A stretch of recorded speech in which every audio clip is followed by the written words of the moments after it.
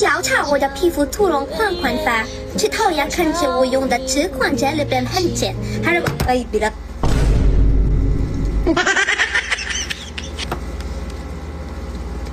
Basta kay bagnos mo rin nawong mo man lamang kita mo. Kung ikaw gani, ginatamad ka man, palay plus ang foundation, lahaw. Lazy cream, marami sa mga tamad, pantay ni mo.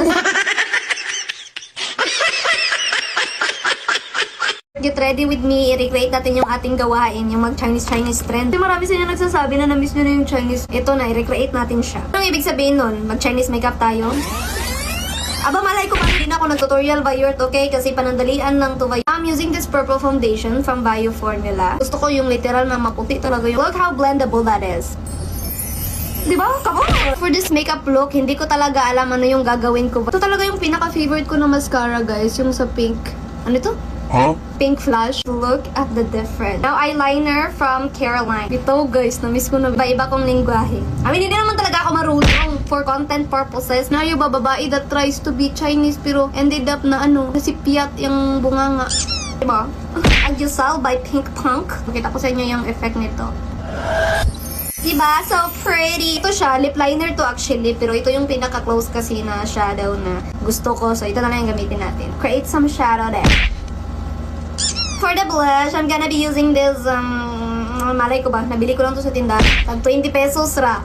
Okay, put here. I'm gonna shop with the lips. Ganyan kaganda yung mga lip tint ko. Sa lips natin, lagay natin yan. Diba? Perfect! Hindi na ako mag-contour. Ay, tinatamad ako. As yung mag-contour lang tayo. Partida. Kung ano yung ginamit ko sa lips ko, yun na yung ginamit ko sa nails. Hindi mo kailangan ng bonggas-bonggas talaga. Here is our final look.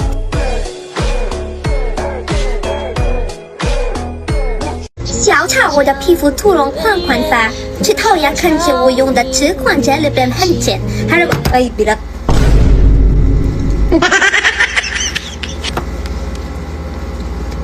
Basta kay bagnos mo rin nawong mo man lamang kita mo. Kung ikaw gani, ginatamad ka man, palay plus ang foundation, lahaw. Lazy cream, marami sa mga tamad, pantay ni mo.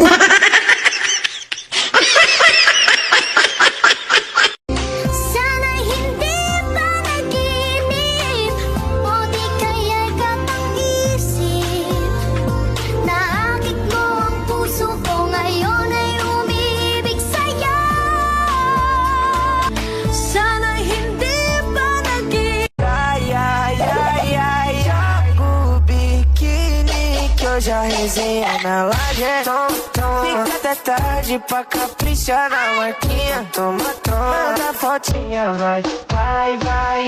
Tarde pra caprichar na marquinha. Toma.